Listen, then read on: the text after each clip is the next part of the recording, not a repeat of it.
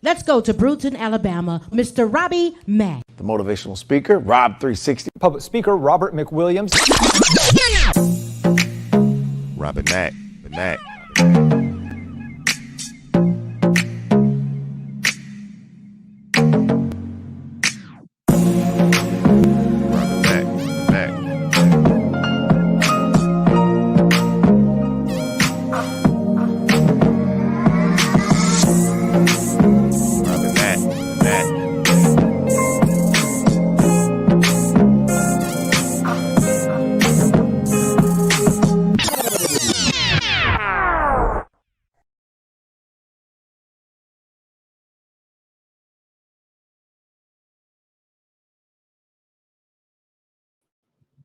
All right. Greetings, everyone, and welcome to another edition of Real Talk with Rob.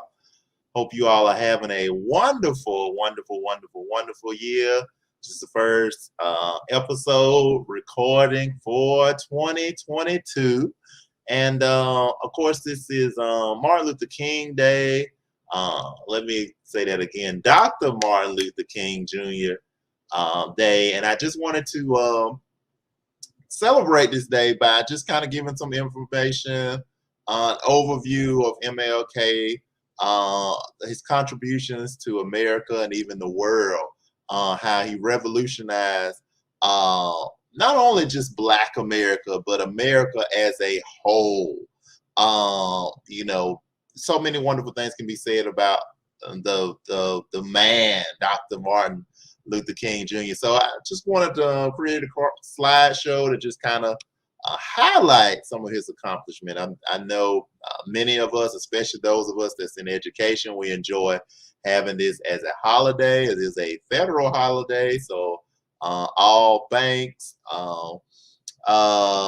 schools, a lot of government offices and whatnot are indeed closed, and this is a holiday, a national holiday in the United States, and we are so thankful and grateful for that. But because this is a holiday, don't let this just be a day of just, you know, rest, but let this be a time to reflect and to look back at the contributions that Dr. Martin Luther King Jr. contributed to our great country.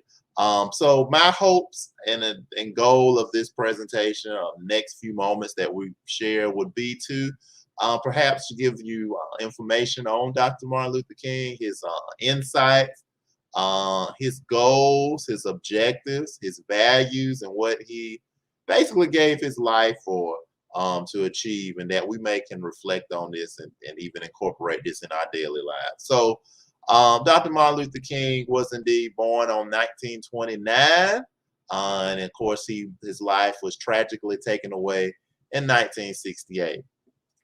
Dr. Martin Luther King was a vital figure of the modern era and a pivotal figure in the civil rights movement. In sermons and speeches, Dr. King's voice rang out with a call for us to work towards a better tomorrow. His actions inspired men and women, young and old, in this nation and around the world.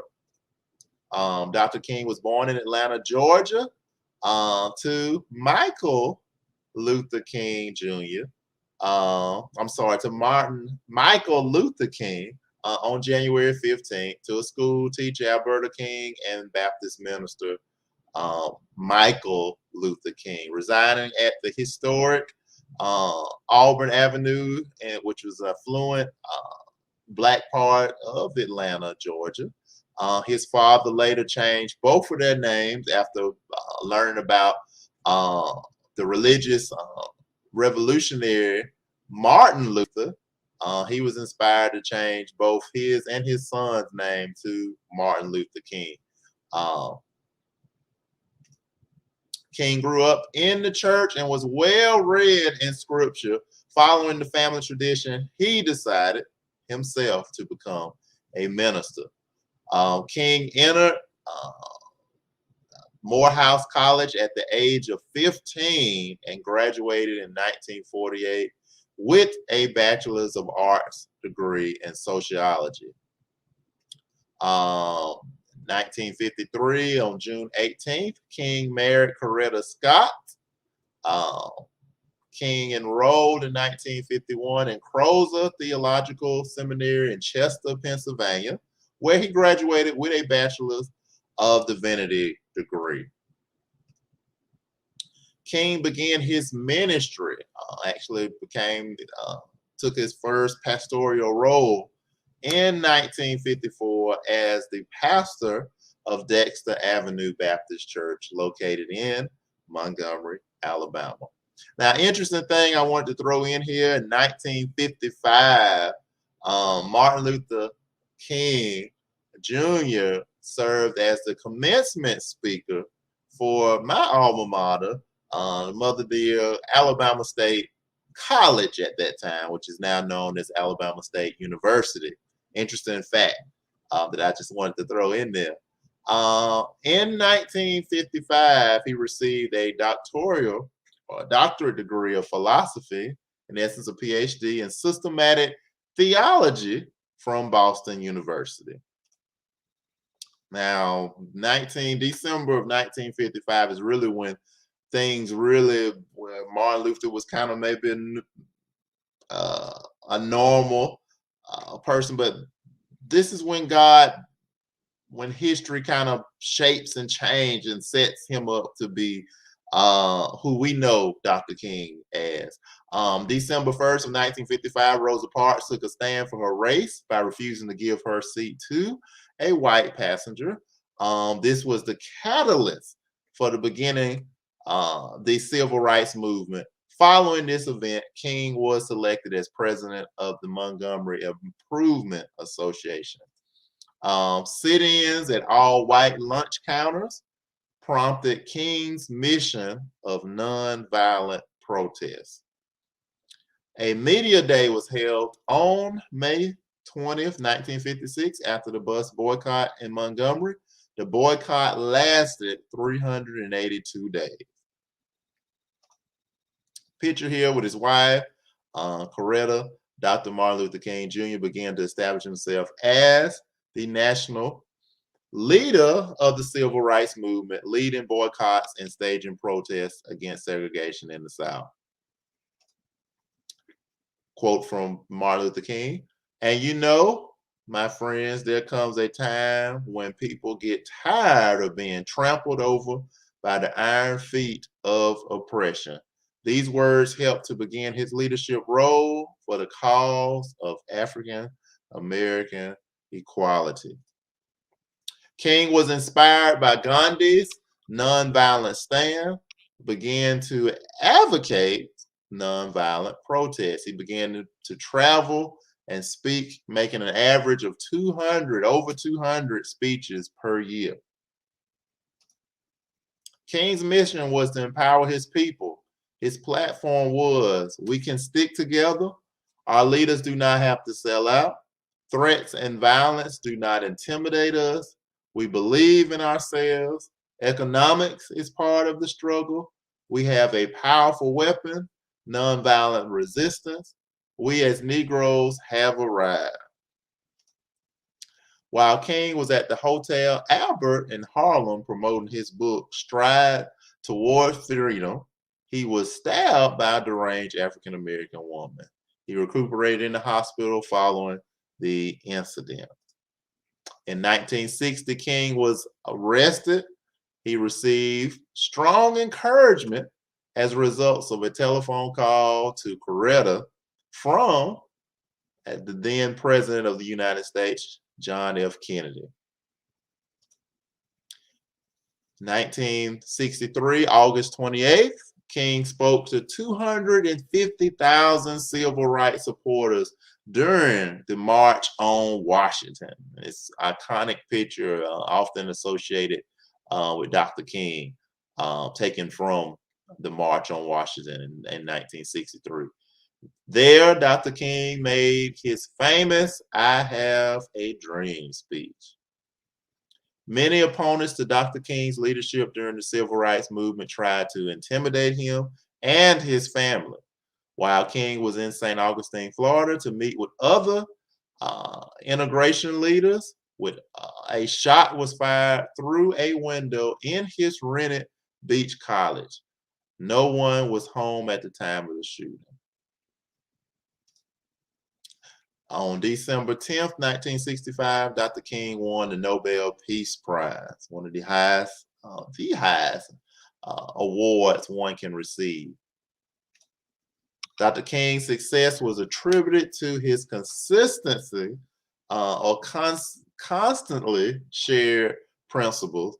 One, fundamental Christianity. Two, his love and passion for the church. Three, religious ideas drawn from tradition. And four, America's founding ideas. And during this Vietnam War, King began to rethink his mission and turned his focus from racial discrimination to problems of poverty and economic injustice. This picture here shows King expressing his disenchantment with President Johnson's Vietnam policies. Tragically, on April the 4th, 1968, while standing on the balcony at the Lorraine Motel in Memphis, King was assassinated by James Earl Ray. Many theories are floating around that says this was not just a single event. And of course, you can read and research those, but history writes that James Earl Ray is the sole assassin. The country, along with Coretta and King's young daughter, Bernice, mourned his death. Dr. Martin Luther King Jr. is entombed at the Freedom Hall complex. This site was listed as a National Historic Landmark on May 5th, 1977, and was made a National Historic Site on October 10th, 1980. Dr. King continues to make an impact in the life of today's people. His story lives on.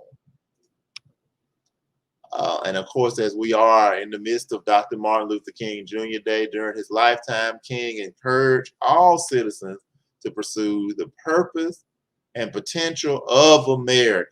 He strived to realize the dream of equality and a nation that affords freedom and justice for all by applying the principles of nonviolence to make this country a better place to live, creating the beloved community.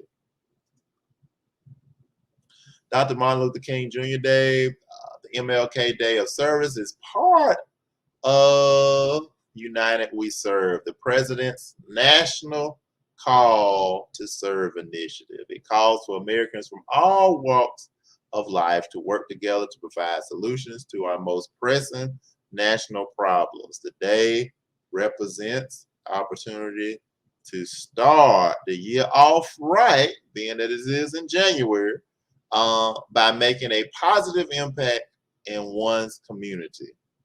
So this is not just a day off, a day to just kind of go to the beach, lounge around, but when President Reagan signed this into existence, it was making Martin Luther King Day a national federal holiday. It was supposed to be a day to reflect on Dr. King, what he did, his contributions, but also to get out, to be active, to give back into your community.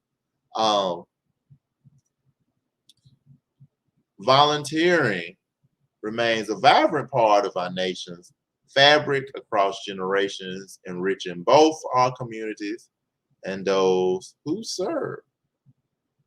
In 2014, the U.S. Department of Labor report found that 1 in 4 adults take time to volunteer or donate time to volunteer to various organizations. So in essence, that's 25% of the country volunteers. Last year, 62.8 million Americans volunteered nearly 7.9 billion hours.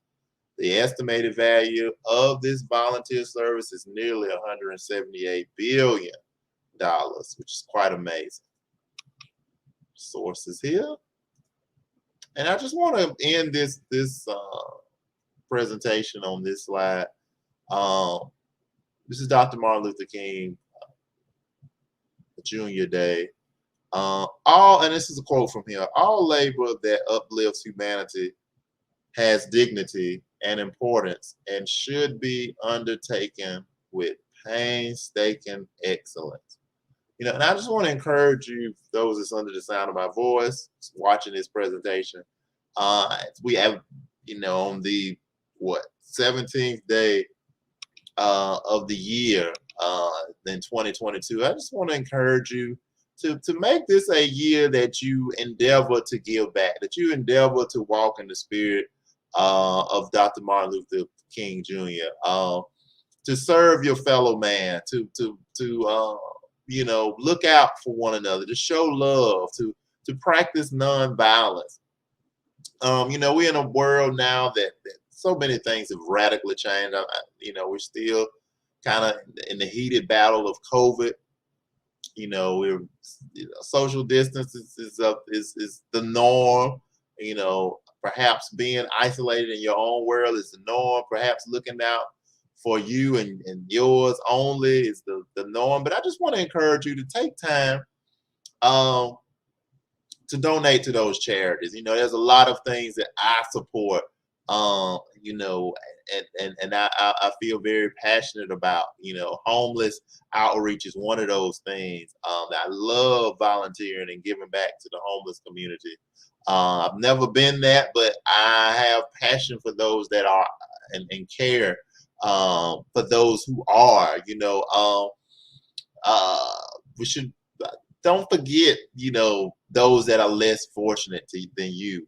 Those that are, perhaps have, lifelong illnesses, terminal illnesses. Another charity that I support is St. Jude. I love, that the part of giving back to those whose health is in bad condition and perhaps their families do not have the financial resources to take care or support the medical expenses that's required to sustain these children's health. There's so many ways to give back to your community, volunteering, whether you decide to give money, and for those who may not can give money, you have the gift of time, volunteer, give back to those that are less fortunate. There's so many capacities that we can minister and serve people, and whether it's through health, whether it's through food, whether it's through finances, whether it's through education. Volunteering your abilities to tutor, volunteering to work in a school. There's so many ways to give back, and I think that is the spirit of what Dr. Martin Luther King would require if he was living today. He would encourage us to, to show love to everyone, to look out for those that's less fortunate. So I just want to encourage you all that's watching, at least take out one day out of a month where you can, actively volunteer, actively give, actively sow into those that are less fortunate. And again, remember the spirit of Dr. Martin Luther King Jr. So I just want to encourage you. Thank you so much for watching this little brief, very, very, very brief history of Dr. Martin Luther King Jr. I encourage you to read his books, to research and study what he did, what he advocated for, and continue to exercise that in your daily life, and giving and sowing and looking out for your fellow man. Thank you so much for watching. God bless. We'll talk with you soon.